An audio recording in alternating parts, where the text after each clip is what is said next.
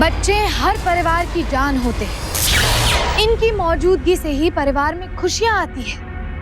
मगर भारत में हर साल सैकड़ों बच्चे गायब कर दिए जाते हैं। कुछ बच्चों का पारिवारिक दुश्मनी की वजह से अपहरण कर लिया जाता है, कुछ को बहला फुसलाकर घर से या स्कूल से उठवा लिया जाता है और उन्हें बंधक बनाकर उनसे भीख मंगवाई जाती है, चोरी भी करवाई जाती है, चाइल्ड ट्रैफिकिंग भी होता है।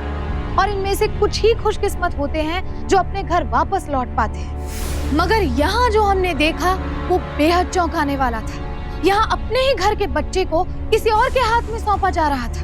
क्यों? क्या वजह थी? कैसे कोई इंसान अपने ही खून को इस तरह अपनी मर्जी से किसी और के हाथ में सौंप सकता है, वो भी रात के अंधेरे में? क्या ये कोई सोची समझी साजिश थी या इसके पीछे कोई और ही वजह थी? इस कहानी के पत्ते जब खुलेंगे तो आप दांतों तले उंगलियां दबाने पर मजबूर हो जाएंगे। अरे बहू, अरे कहाँ हो बहू?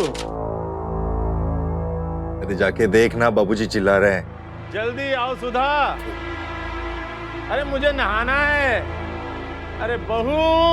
अरे सुना नहीं? ओ कोई सुन रहा है? मनीषा, देखना बाबूजी चिल्ला रहे हैं कब से। जा, आप जाकर देखिए ना। वैसे भी सुबह सुबह बाबूजी को संभालना सुधा जीजी की जिम्मेदारी है। जरा जुबान मत चला, नींद खराब हो रही है हमारी। जा। आशा, अरे भेजो बहू को जल्दी।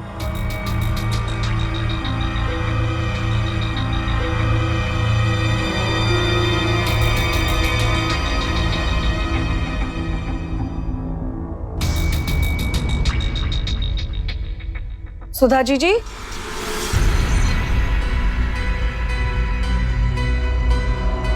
ये सुधा जीजी और जेठ जी कहाँ चले गए सुबह सुबह? अरे बहू। जी बाबूजी, अभी आई।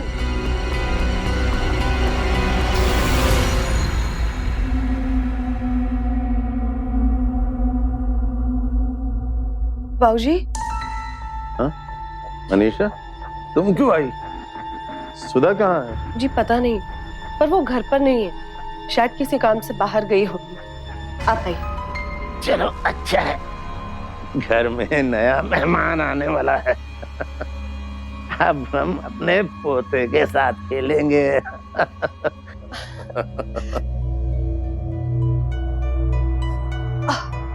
पर बाबूजी, आपको कैसे पता कि पोता ही होगा? हम सब जानते हैं मनीषा। चलो अच्छा है, जगत को तो हो ही रहा है, पर ना जाने मेरा बड़ा बेटा विवेक कब अपने बेटे का मुंह देखेगा। बाबूजी, अगर बेटी भी हुई तो क्या हुआ? हाँ, जैसा बोल दिया, दोबारा ऐसा मत बोलना। हमें सिर्फ बेटा चाहिए, बस पोता। बाबूजी, मेरा हाथ दुख रहा है। इसलिए दुखा रहे हैं ताकि इसका दर्द तुम्हें याद रहे और फिर कभी ऐसा मत बोलो, समझी? काश कि कोई मर्द होता जो सुधा की कोख में बेटा दे जाता। कैसी बातें कर रहे हैं आप? काश तुम्हारा पति जगत ही उसके पेट में बेटा दे देता। शर्म आनी चाहिए आपको। शर्म कैसी? इस घर में सब कुछ साझा है। दीवारों के पीछे क्या क्या होता है किसे क्या पता। कम से कम मेरा बड़ा बेटा विवेक तो सीना चौड़ा करके जी सकेगा। और सुनो, सुधा को तो बेटा देना ही होगा, ऐसे या वैसे, समझी? अरे बहू, अरे जा कहाँ रही हो? अरे मुझे नहलाएगा कौन? अरे बहू, अरे सुनो तो, अरे मेरा नहाने को मन कर रहा है। अरे मनीषा, आके मुझे नहला दो। तेरे बाबूजी कब से बुला रहे हैं, जाके नहलाते उन्हें। मैं नहीं नहला सकती उन्हें। कोई नहीं सुनता। अरे आशा, भेजो बहू को।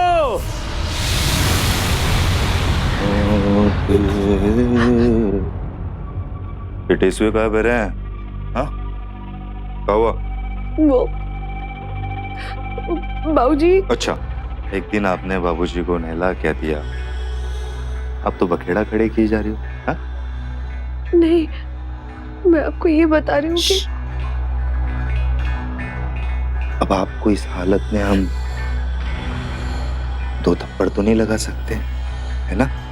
एक आपने बीए की डिग्री क्या ले ली, संस्कारों की एबीसीडी भूल गए आप।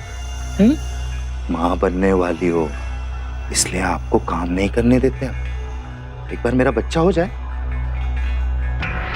फिर आपको आपकी जगह दिखाते हैं हम। सुधा भाभी भी शादी के बाद बाबूजी की सेवा करने में नानुकुर कर रही थी।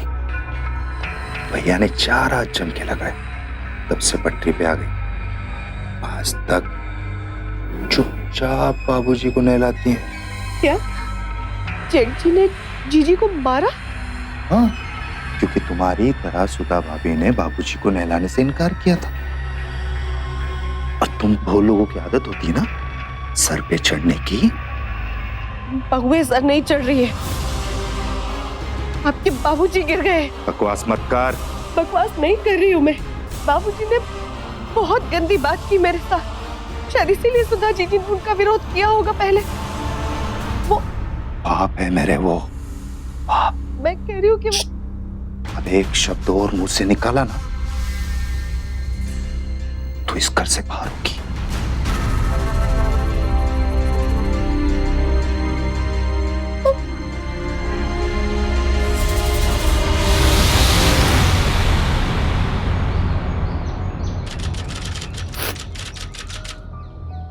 Switch off. फिर से ट्राई करती हूँ।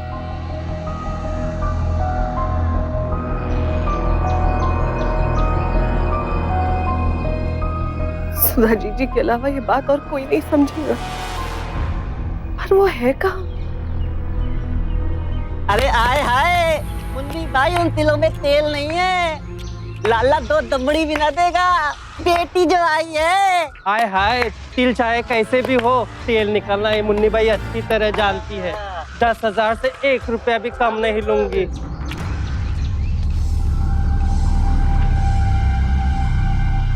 अरे देख मुन्नी कैसा दमक रहा है चेहरा।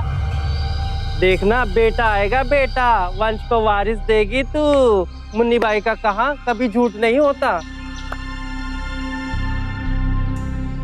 अरे अभी रखी से पैसे लेंगे और बहुत सारे लेंगे, और वक्त आने पर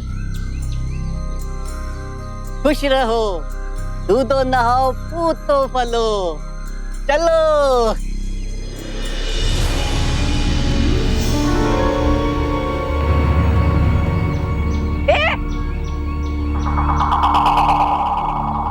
क्या हुआ? ये बाहर बेशर्मों की तरह खड़ी क्या कर रही है? हैं? चल भीतर, पेट से है, थोड़ी पिलाई क्या दे दी? अरे तेरे तो नखरे ही बढ़ गए। 7 महीने पूरे हो गए हैं, 8वां लग गया है। अब थोड़े हाथ पैर चलाना शुरू कर। चल घर का काम कर।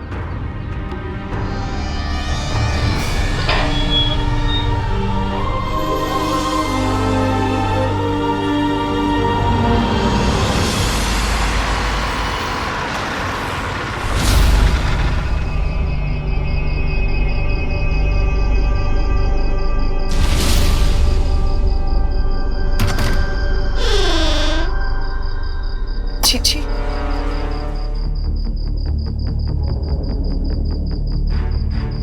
सुधा जीजी, जीजी कहाँ गई थी आप? मैं सुबह से आपको फोन करने की कोशिश कर रही हूँ। मुझे आपसे बहुत जरूरी बात करनी थी। जीजी, क्या हुआ है जीजी आपको? जीजी, जीजी, जीजी, जीजी सब ठीक तो है?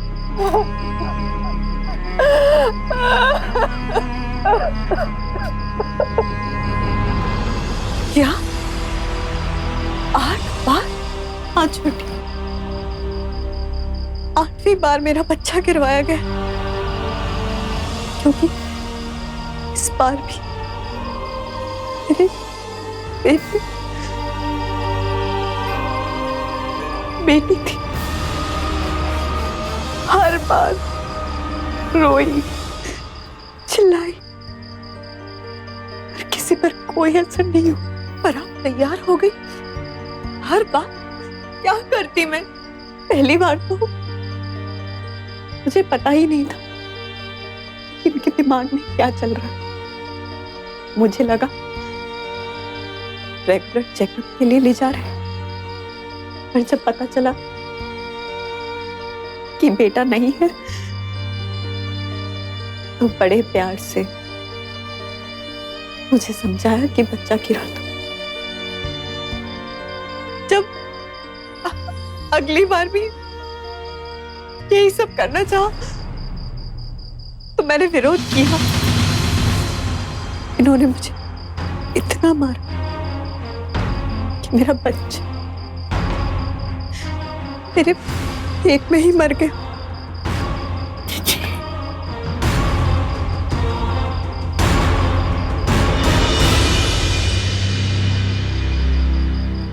तुम किस्मत वाली हो छोटी, क्योंकि तुम्हारे पेट में बेटा है।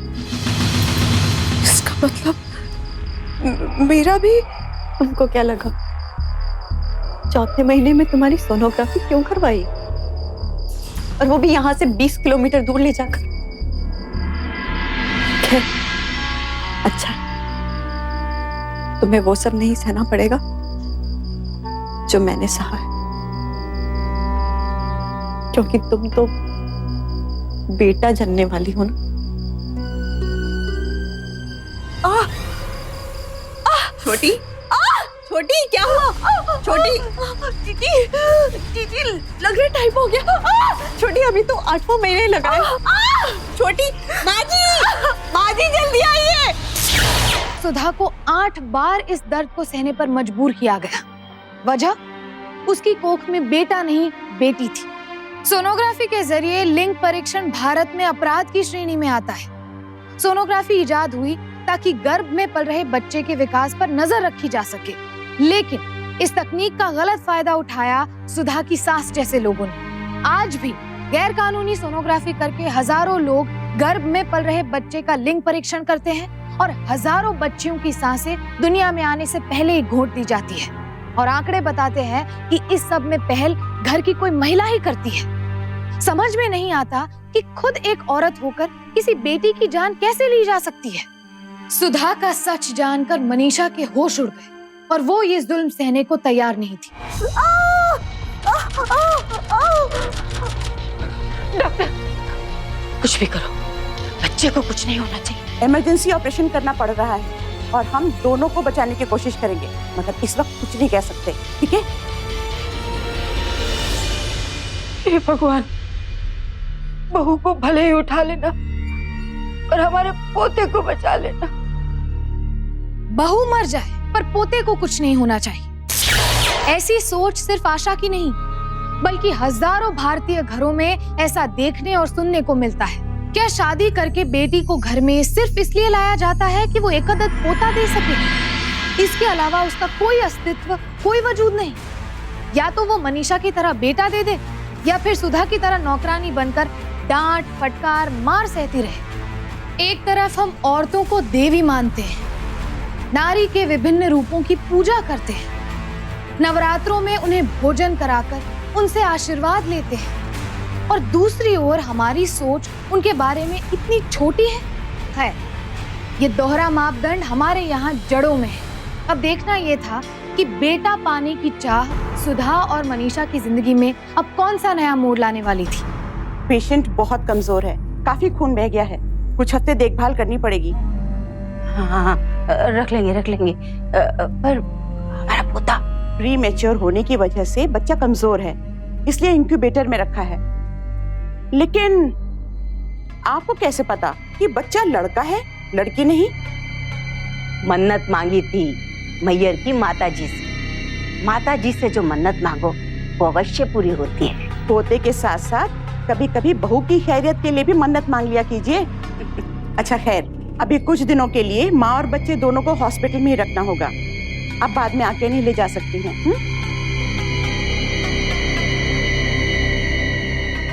तू कहाँ चली महारानी? सुना नहीं डॉक्टर ने क्या कहा? बच्चा कमजोर है, जब तक डॉक्टर छुट्टी ना दे दे तुझे यहीं रहना है। ध्यान रखियो, हमारे पोते को कुछ हो गया ना तो समझ लीजो, ना तो हम तुझे जिंदों में छोड़ेंगे और ना मुर्दों में।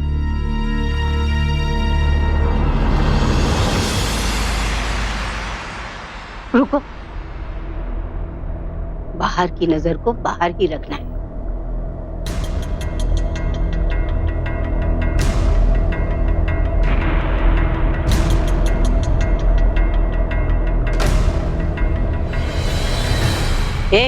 तू इस शुभ घड़ी में अपनी मनहूस सूरत लेकर क्या कर रही है?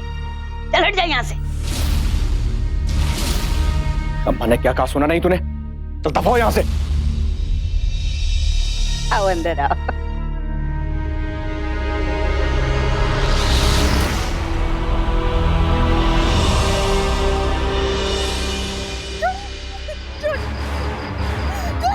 देख कर आती हूँ।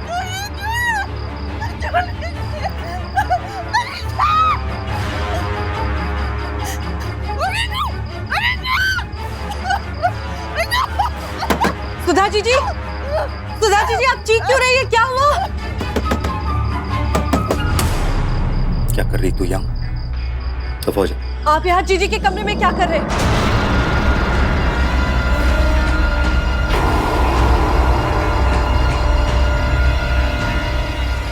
अपने काम से काम रख, जाके बच्चा संभाल।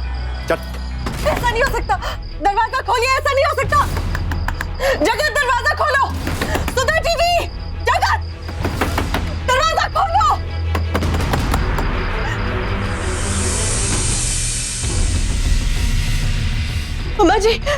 अम्मा जी देखिए ना, ये सब क्या? ईशा के लिए नहीं बैठा है तेरा मर्द उसके साथ। बस कुछ ही दिनों की बात है। एक बार विवेक के भी बेटा हो जाने दे, फिर बांध लेना अपने पल्लू के साथ अपने कसम को। अम्मा जी, आप ये कैसे होने दे सकती है? जगत की भाभी है सुधा जी। विवेक भी भाई है उसका। क्या चाहती है? बेटे की माँ बनने का सुख सिर्फ तुझे ही चाहिए? नहीं, मेरे दोनों बेटों के बेटे होंगे। लेकिन इसका मतलब ये नहीं कि आप मेरे पति को विवेक भैया, आप चुप क्यों है? सुधा जी पत्नी है आपकी। पत्नी होती तो बेटा देती। जाओ अपना काम करो। जबान बंद कर, जाके बच्चे को दूध पिला।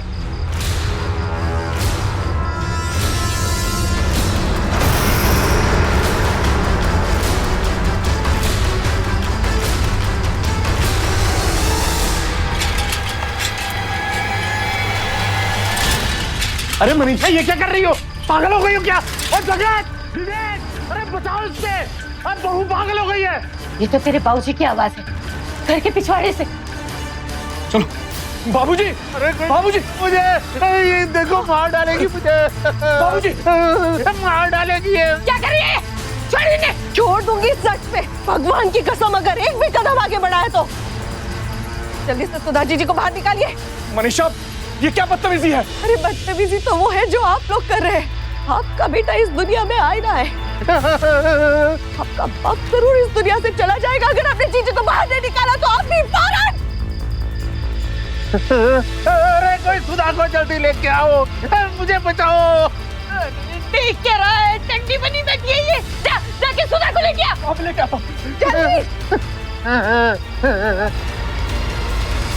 अरे जल्दी लेकर आओ सुधा को। ये रही तुम्हारी जीजी। जीजी,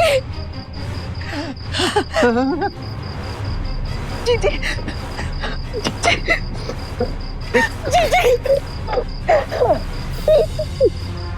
जीजी, अब इस घर में नहीं रहेंगे। चलो हम इस घर से चलते हैं। मैंने क्या मनीषा ऐसा क्यों किया? जिंदगी को और भी मुश्किल बना दिया ना तुमने। क्यों किया ऐसा?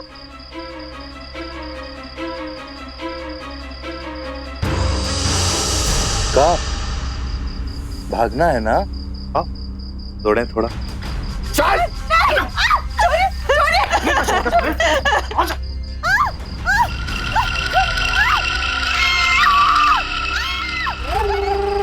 उम्मीद नहीं थी कि ये मनीषा इस हद तक चली जाएगी। और मुझे पूरी उम्मीद है कि मेरे बेटे इन दोनों बहुओं को इनकी हद दिखा देंगे। और सुन, आज के बाद ये मनीषा चूं तक नहीं करेगी।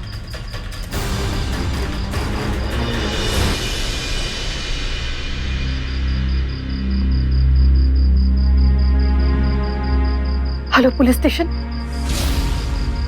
पागल हो गई हो छोटी, इतने से मन नहीं भरा तुम्हारा? मन तो भर गया है जीजी इनकी हैवानियत से। अब इन्हें सजा दिलवाने का वक्त आ गया है। नहीं, वो लोग हमें मार डालेंगे। रोज रोज ऐसे जीने से तो मर जाना अच्छा है जीजी। आपको क्या लगता है ये लोग इतने जुल्म क्यों करते आ रहे? क्योंकि इनमें बहुत ज्यादा ताकत है? नहीं, इसलिए क्योंकि आप इसे डरते डरते सहती आ रही हैं। लेकिन मैं नहीं सहूंगी जीजी।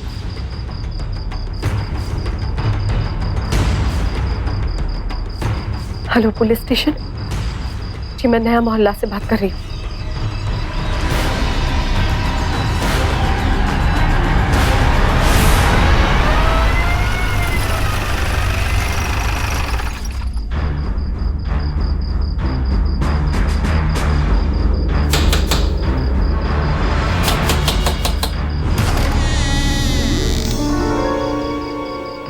आप? फोन आया था यहाँ से। नहीं, हमने तो कोई फोन नहीं किया। और पता तो यहीं का लिखवाया था। बहू, दूध तो पिला दे इसे, भूखा है, कितनी भूख लगी है इसे। दारोगा जी, अरे अभी क्या बताऊं आपको, एक गली के आवारा लड़के सुबह से लेकर शाम तक ऐसे धमाल चौकड़ी मचाए रखते हैं कि क्या कहूं। इतना शोर मचाते हैं कि मेरा पोता तो सो ही नहीं पाता है। आज मैंने भी डांट दिया तो मुझी को धमकी देने लगे कि नींद तो अब हम हराम करेंगे तुम्हारी। उन्होंने ही फोन किया होगा आपको। सॉरी, मैं चलता हूँ।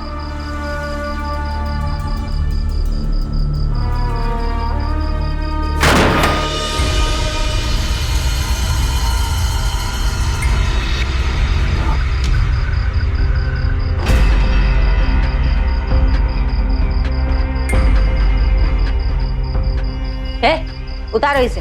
चले गए वो पुलिस वाले। और अम्मा, इस सुसाइड नोट का क्या करें? अरे रख ले, बाद में कभी काम आ जाएगा। आओ।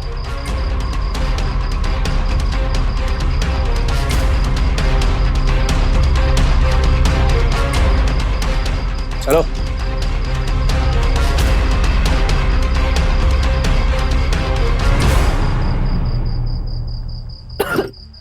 मुझे माफ कीजिए, बताना हमारे कितना मना किए थे, फिर भी। पहले तो तुम्हारे लड़का होने वाला है, इस वजह से सबने हमें परेशान कर रखा। और अब तुम भी चांदनी भी तो एक ही बार में ले लो। क्यों ऐसे रोज रोज हमें तड़पा के मार रहे हो? पुलिस घर में ना आए इसलिए एक बहू को चारा बनाकर उसकी जिंदगी का डर दिखाकर दूसरी बहू की हिम्मत को बढ़ने से पहले ही रोक लिया गया। कैसे लोग थे ये? क्या इनकी नजरों में औरतों की कोई इज्जत नहीं, उनके अस्तित्व का कोई मान नहीं? इस घटना से जहां मनीषा सहम गई थी, वहीं सुधा के मन में एक बात घर कर गई कि मनीषा चाहे जो कर ले उसे कोई कुछ नहीं कहेगा, क्योंकि उसने बेटे को जन्म दिया है। हर भूल की सजा सुधा को ही भुगतनी पड़ेगी। कहीं इस सोच के चलते सुधा कोई गलत कदम तो नहीं उठाने वाली थी।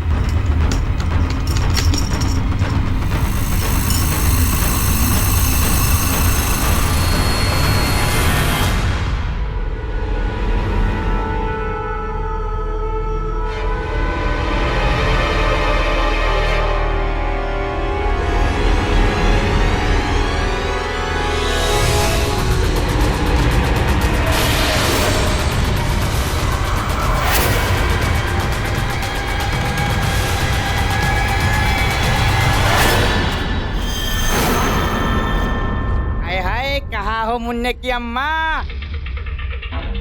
वो लोग आ गए। मुन्ना को लेकर उनकी आशीष लिया। दूध बाद में पिला लेना। जितनी जल्दी ये लोग डर गए उतना ही अच्छा। हाँ? अच्छा।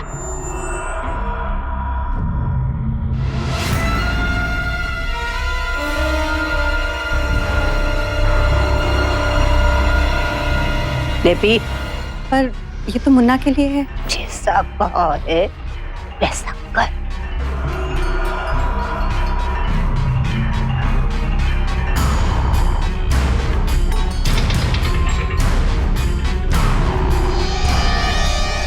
पी।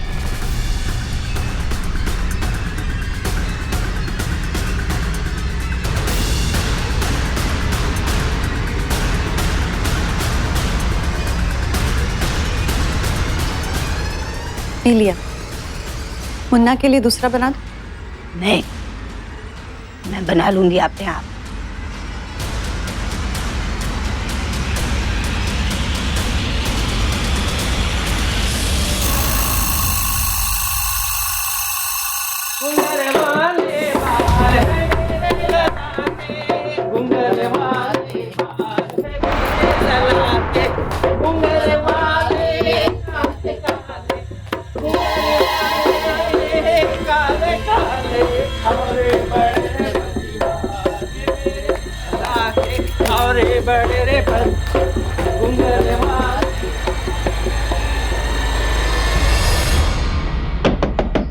मनीषा, अरे दरवाजा खोलो।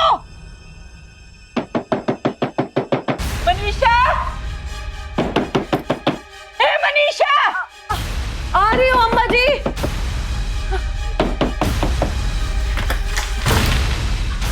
मुन्ना उठ गया। अरे उस पर किसी की बुरी नजर है। मुन्ना, मुन्ना कहाँ है? दवाई का क्या मतलब? यही तो था। मुन्ना, मेरा मुन्ना मेरा किधर गया? अरे कोई ले गया रे। अरे ये देखो, खिड़की खुली है। अरे कोई खिड़की से ही ले गया उसे। मुझे मेरा मुन्ना चाहिए। मुझे मेरा मुन्ना वापस चाहिए। कुछ करिए, पुलिस को बुलाइए, कुछ करिए। मुझे मेरा मुन्ना वापस चाहिए। मुन्ना, मुन्ना।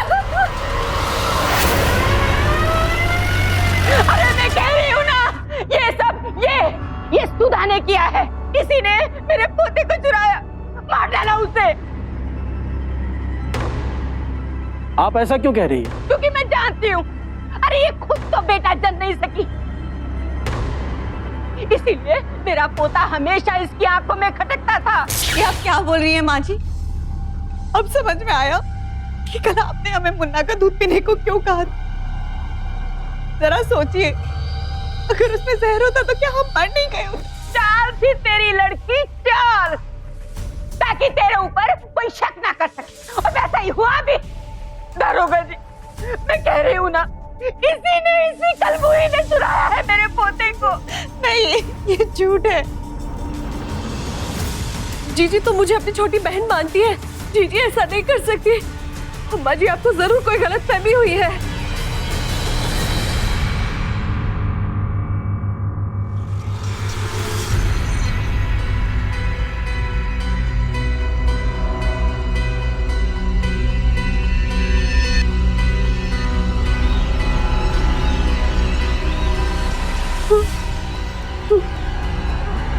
अरे अम्मा, अम्मा जी, अम्मा संभालो अपने आप को। अम्मा, चिट्ठी।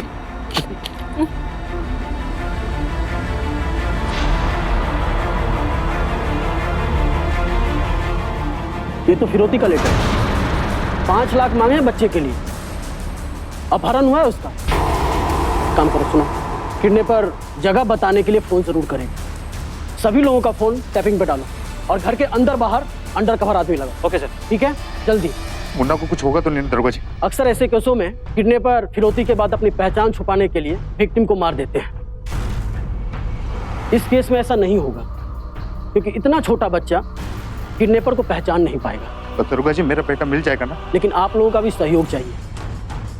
अगर दोबारा आप लोगों के पास कोई फोन या लेटर आता है तो आप हमें जरूर कांटेक्ट कीजिए। जी, चलता हूँ।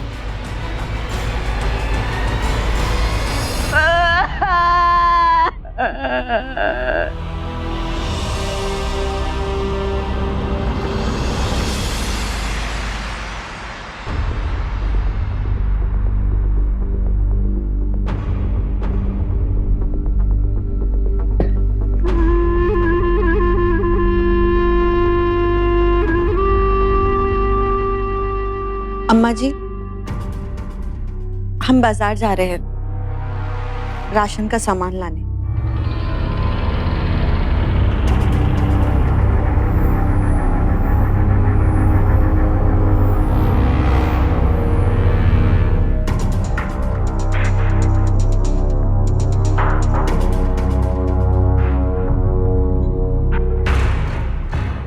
अम्मा, अम्मा,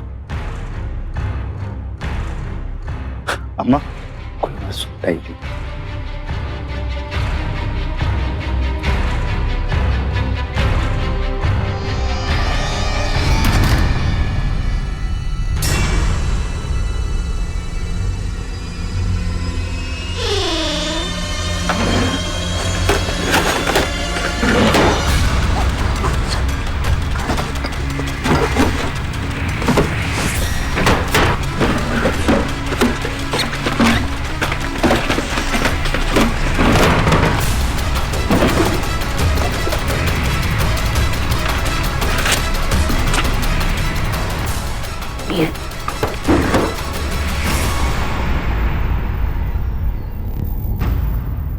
कहाँ रख दिया होगा इसने?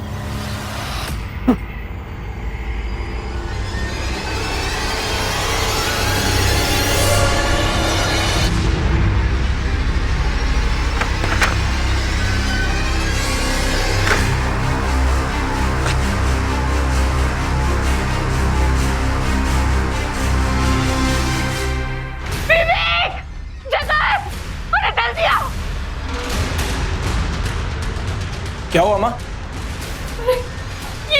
ये देखो सुधा की डायरी। अरे पन्ना देखो, ऐसे पन्ने में फिरोती की चिट्ठी आई थी ना।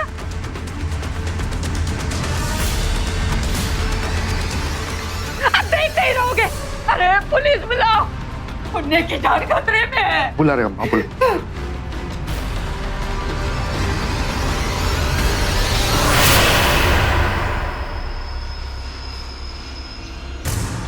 सही कह रही हैं आप, पन्ना भी इसी डायरी का है और राइटिंग भी हुई है। इस वक्त आपकी बड़ी बहू कहाँ है?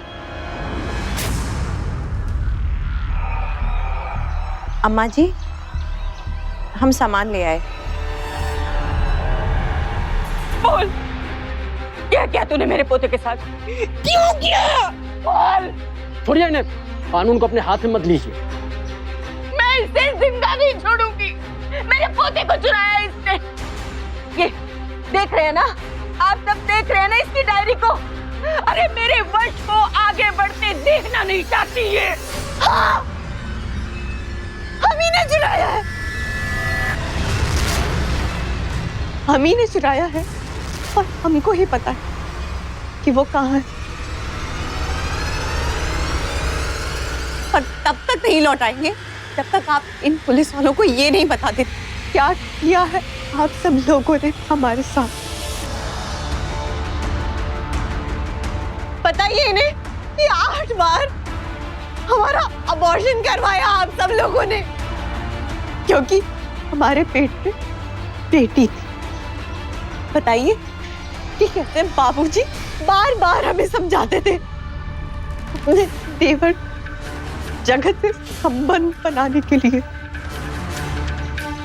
बताइए आप सब लोगों के कहने पर जगत ने हमारे साथ जबरदस्ती की। बताइए ना कि कैसे आप सब जानवरों की तरह पीटते थे हमें।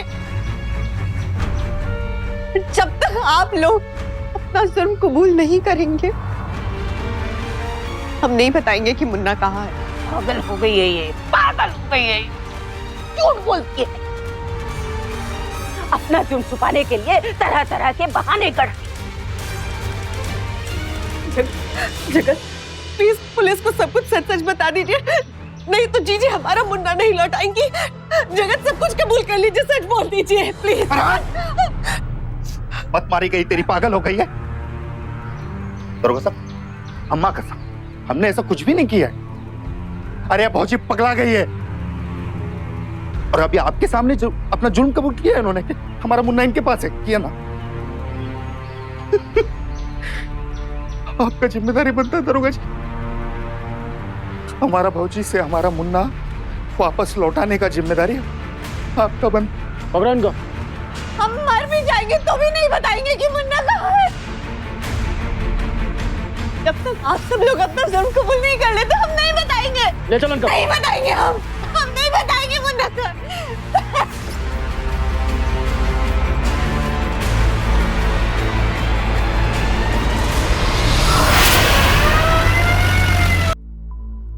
सच सच बताओ, बच्चा कहाँ है? आपको लगता है कि मैं झूठ बोल रही हूँ? मुन्ना मेरे पास ही है। मैं आपको सब बताती हूँ। बस अम्मा बस, वो भी इंसान है। कब तक दबती तुम्हारी मनमानी के आगे? उसको आज नहीं तो कल कदम उठाना था। ये सब आपकी वजह से हुआ है, सब आपकी वजह से। हमारा नजर गंदा नहीं था भौजी पर, और आपकी जिद की वजह से हम नहीं कबूलेंगे कोई गुनाह, नहीं कबूलेंगे। तो फिर आप विवेक भैया से कहिए ना कि अपना गुनाह कबूल करें कि इन्होंने जीजी का 8 बार अबॉर्शन करवाया है। नहीं तो हमारा मुन्ना हमें नहीं मिलेगा। मैं क्यों कबूलूं? अरे मैंने तो अम्मा और बाबूजी के कहने पर इन्होंने जिद की कि बेटा चाहिए। मुझे बेटी होने से कोई फर्क नहीं पड़ता। अम्मा जी ने जिद की इसलिए मैंने सुधा का ऑपरेशन करवाया। इनकी ही जिद से मैंने जगत को सुधा के कमरे में भेजा। अम्मा गुनहगार है। अम्मा तुम ही क्यों नहीं कबूल कर रही हो?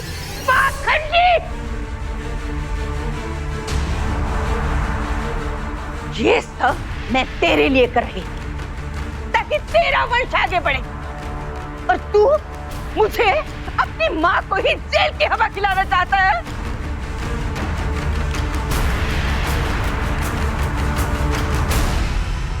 एक काम करते हैं, इल्जाम जो है ना इन पर लगा देते हैं। अम्मा अगर जगत और मेरे में से कोई भी अगर जेल जाएगा तो सारा घर बिखर जाएगा। ना काम के ना काज के, बस पूरा दिन इनको खाने और नहलाने में निकल जाता है। छुटकारा ही मिलेगा इनसे। अब बेशर्मो, अपने बाप पे इल्जाम लगा रहे हो। सुधा के बच्चे गिरवाए तुमने, बहू की इज्जत लूटी तुमने, पर मैं कहां बीच में आ गया हैं?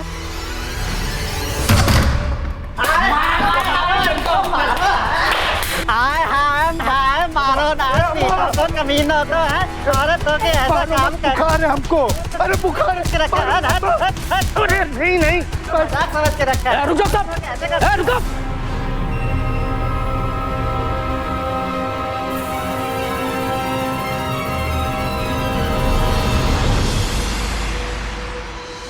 मुन्नीवाल,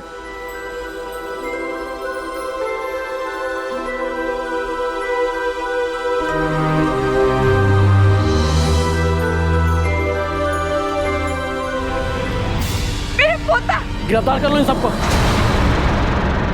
अरे सबको। अरे छोड़िए। मैंने कुछ नहीं किया, छोड़ो मुझे। दुर्गा जी, आपके पास कोई सबूत है?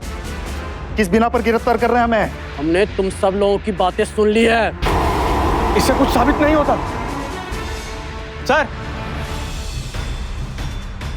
सर अंदर से ये मिला।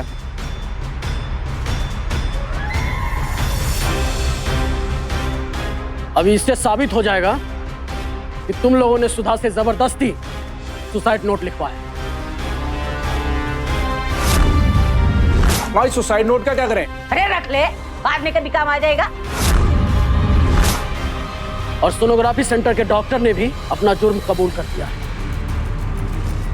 आपकी बहू का 8 बार सेक्स डिटर्मिनेशन टेस्ट किया है और 7 बार अबॉर्शन।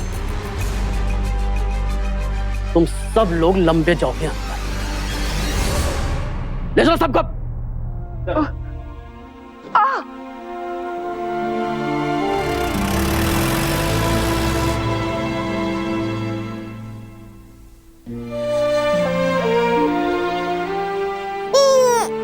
आपको कोई तकलीफ तो नहीं हुई ना जीजी? जितनी तकलीफ यहाँ हुई है उसके आगे तो ये कुछ भी नहीं। ये सब तुम्हारी ही वजह से हो पाया छोटी, वरना सारी जिंदगी हम इन हैवानों के चंगुल में ही फंसे रहते। आज जो कुछ भी आपके साथ हुआ उसके बाद इन राक्षसों से बचने का सिर्फ एक ही रास्ता है कि इनसे खुद इनका जुर्म कबूल करवाया जाए। आप आपको अम्मा जी के सामने मुन्ने को नुकसान पहुंचाने की कोशिश करनी, उसे चुराने का नाटक करना है। ये सब लोग आप पर इल्जाम डालेंगे, पुलिस को बुलाएंगे। पर हम मुन्ना को छुपाएंगे कहाँ? मुन्नी बाई के पास। हमारे पास और कोई रास्ता नहीं था इंस्पेक्टर साहब।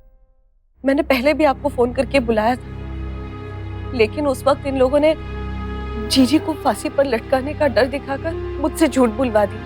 हम लोग ये चाहते थे कि ऐसा कुछ हो कि ये लोग खुद पुलिस को बुलाएं।